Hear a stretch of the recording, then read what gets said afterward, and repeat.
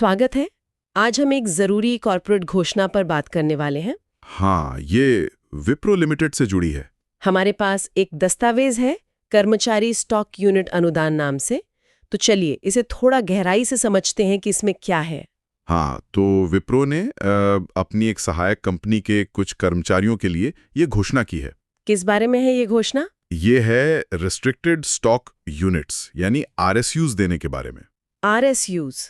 अच्छा, ये क्या होते हैं? ठीक मतलब क्यों दिए जाते हैं? देखिए, आरएसयूज जो हैं वो कर्मचारियों को कंपनी के शेयर देने का एक तरीका है, लेकिन ये सीधे सीधे नहीं मिलते, कुछ शर्तें होती हैं। शर्तें? कैसी शर्तें? हाँ, इसीलिए इन्हें रिस्ट्रिक्टेड कहते हैं। ये अक्सर कर्मचारियों को कंपनी में बनाए रखने के लिए, मतलब रिटेन करने के लिए, और उन्हें कंपनी की ग्रोथ से जुड़ने के लिए दिए जाते हैं। शर्तें पूरी होने पर ही मिलते हैं ये। समझ गई। तो विप्रो ने कितनी यूनिट्स देने की बात कही है? कुछ नंबर है? 51,000 से ज्यादा ADS RSUs।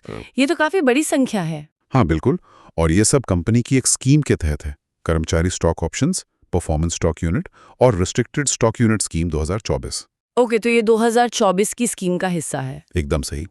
और एक और चीज नोट करने वाली है इसमें, ये जो अनुदान है ये भविष्य की तारीख से लागू होगा, 24 जून 2025। अच्छा, तो मतलब अगले साल जून से, घोषणा अभी पर असर अगले साल। हाँ, ठीक समझे।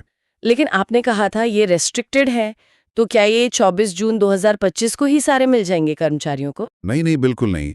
यहीं पर वो रिस्ट्रिक्टेड वाली बात आती है।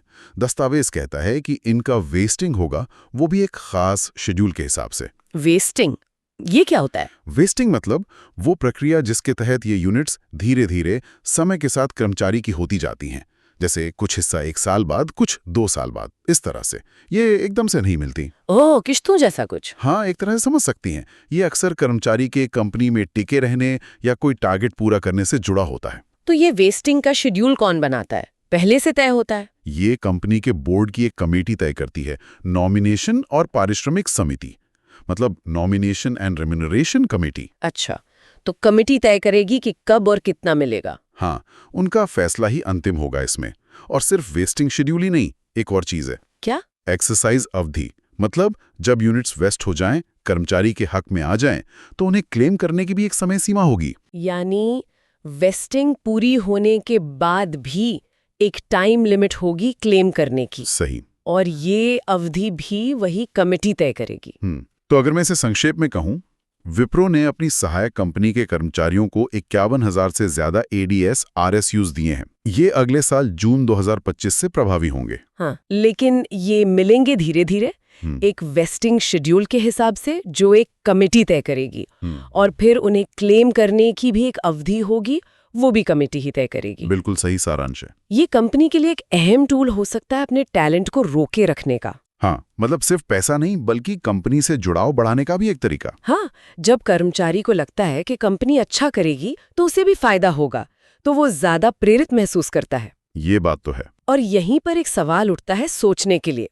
ये जो कमेटी है वो वेस्टिंग शेड्यूल और एक्सरसाइज पीरियड तय करते समय किन बातों का ध्यान रखेगी? क्या वो सिर्फ कार्यकाल देखेगी या परफॉर्मेंस भी? ये जरूरी सवाल है। हाँ, क्योंकि इन्हीं डिटेल से तय होगा कि कर्मचारियों को असल में कितना और कैसे फायदा मिलता है इन RSUs से। इसका असली मूल्य इन्हीं शर्तों में छुपा है।